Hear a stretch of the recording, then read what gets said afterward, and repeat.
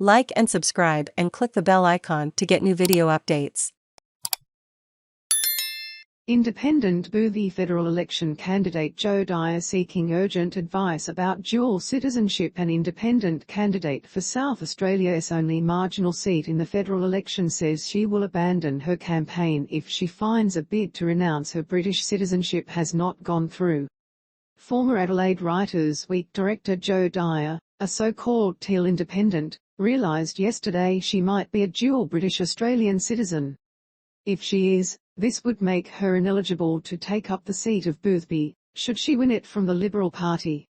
The high-profile candidate has been waiting for the British Home Office to rescind her UK citizenship. Ms Dyer applied for that in December, and it is a prerequisite to be a candidate for a federal election. She told ABC Radio Adelaide this morning it would be unfair to her volunteers and wasting money on printing how to vote cards if no one at the labyrinthine British Home Office could confirm her application had gone through.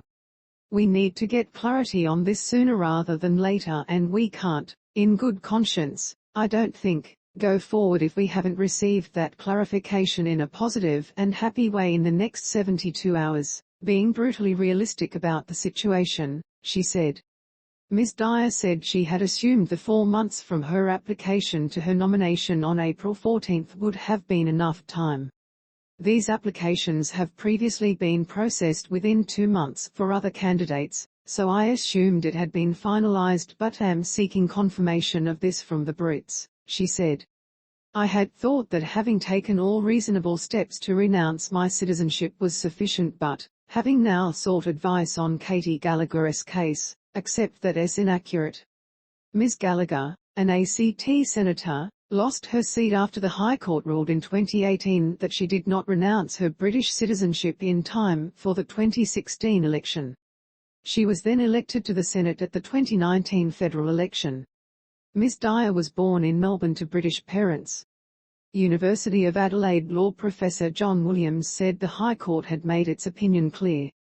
The critical moment, and this is what the High Court has been quite clear about, is the election process starts at the point of nomination right through to the completion of it, he said. So one has to hold a single citizenship, an Australian citizenship, at the point of nomination.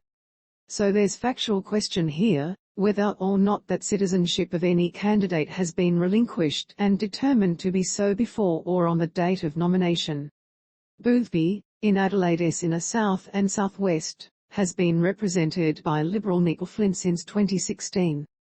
She held it with a 1.4% margin in 2019 but announced last year she was retiring. Liberal medical researcher Rachel Swift is hoping to replace her, while former St Vincent de Paul Society Chief Executive Louise Miller Frost is standing for Labor.